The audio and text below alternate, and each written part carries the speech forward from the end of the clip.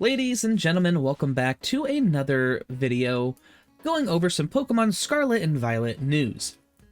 There's not a whole lot actually to go over on the website here, so we're just going to make this brief. This is going to be a pretty quick video. There's only a couple things to actually go through.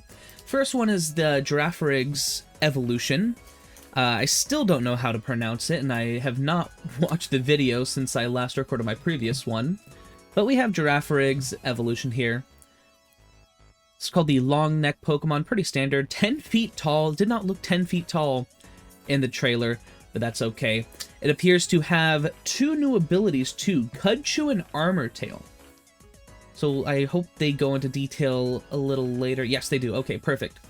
So it looks like Farafradraff, we'll call it that. Why not? The head of its main body and the head on its tail combined. So, oh, look, yeah, it doesn't have a tail anymore. Interesting, okay. As a result of its evolution, the head of its main body and the head on its tail have become one. Both brains are connected through thick nerves, increasing its psychic energy, and it can emit psychic waves from the antenna on its head. It's always mindful of its surroundings, and while it can detect danger in an instant, there are times when its body cannot react as fast as its two brains can think. Very interesting. I'm curious to see what kind of stats they have on this. I was never the biggest fan of Giraffe, but I'm happy to see that it's getting some love even after 20 some odd years. The head from its tail is equipped with both offense and defense. Okay, interesting. So it looks like the tail had all the power. The thick, sturdy head from its tail provides good defense for the head on the main body. When the head from its tail closes its mouth, Farafradraff whips its long neck around in an attack that deals brutal physical damage. The force of this attack is said to be able to pulverize stone and crush steel beams. I do like how they're taken from how giraffes actually fight, where giraffes will literally swing their necks into one another. Very interesting. Then we'll take a look at the new abilities here. We got Cudchew. It's a new ability appearing for the first time, of course. When a Pokemon with this ability eats a berry, it'll eat it one more time at the end of the next turn. Very interesting. So if this thing is relatively bulky and you put a citrus berry on it, you're healed in twice. Oh, that can be good. That's interesting. Okay. I'm really curious to see how that can play out. Then the other ability is Armor Tail. It makes opposing Pokemon unable to use priority moves. Interesting. I believe there's another ability out there like this already. I think Serene has it. It's like... Is it? Hold on. What is this? Give me a second. Yeah, it is Serene with Queenly Majesty, which also prevents priority moves, which is really cool. So the fact that we're getting another one of those on a different Pokemon is interesting. So I'm curious to see how well this guy's going to stack up in competitive. Now, the other things to go over real quick are the profile and the TM machine, which is very interesting. So we'll go over with the profile first, just because there's not a whole lot to it. But we can make the perfect profile. The profile app is where you can see what you've achieved during your adventures, such as how many badges you've gathered, how far along you are with completing the Pokedex, and even the number of sandwich recipes you've discovered. And I went over this in yesterday's video, but it also goes over how many shiny Pokemon you've battled. It also shows how many Pokemon you're currently traveling with, and you can set the profile picture using just the right combination of outfits, hairstyles, poses, and filters as well. So you can add poses. That is something I did not see in the trailer, so that is news to me. By selecting hide info from your adventure records, you can view your profile photo in its entirety. That is cool.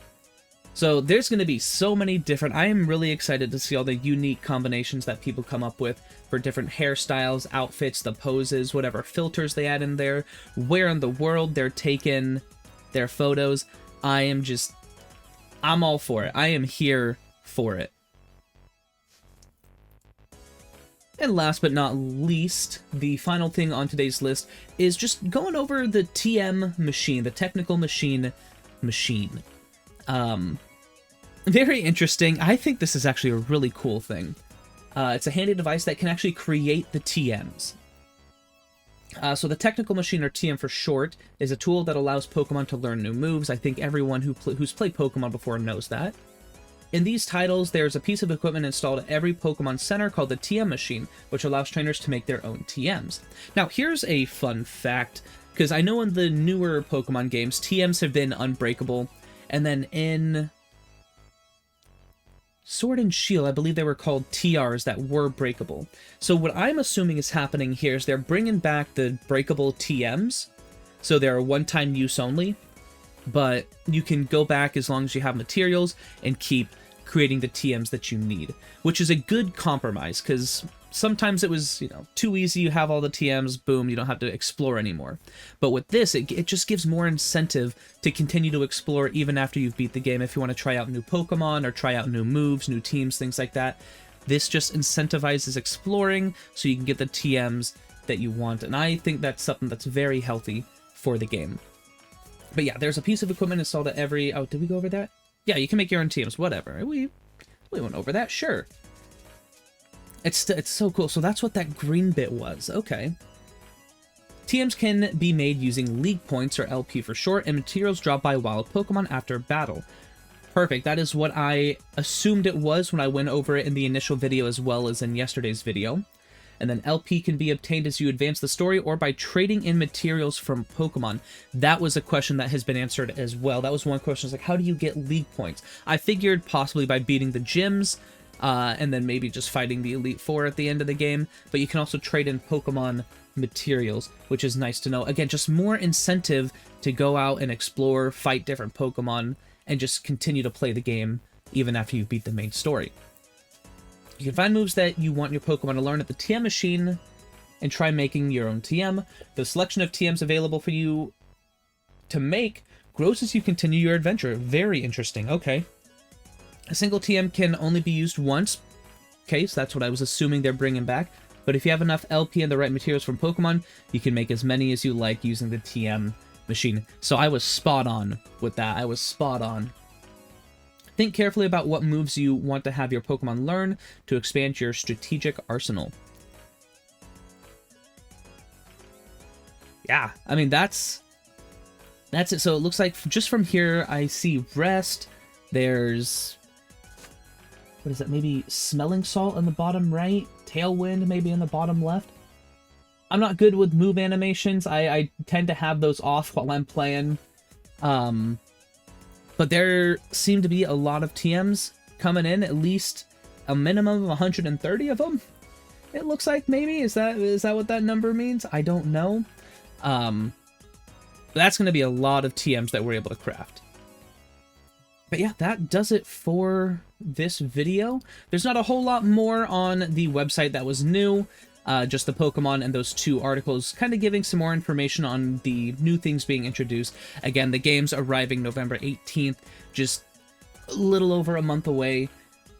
If you guys are excited, as I am, please let me know in the comments down below. But that is going to do it for this video, guys. So thank you all so much for watching, and I hope to see you in my next video.